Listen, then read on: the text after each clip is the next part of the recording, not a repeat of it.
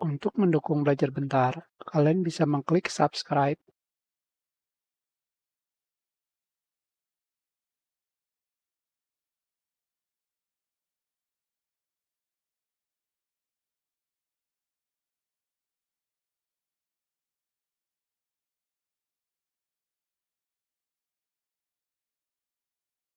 halo, selamat datang di Belajar Bentar.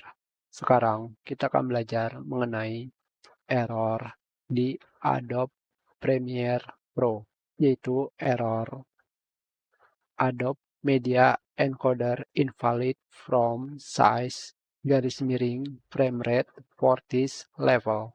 Please lower the video bone or frame rates, or increase the profile and level and try again.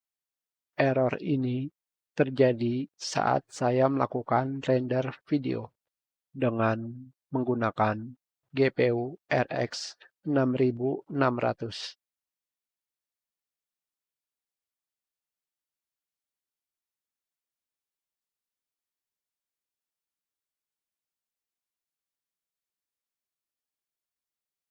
Untuk membetulkan error ini, kalian tinggal pergi ke bagian encoding settings.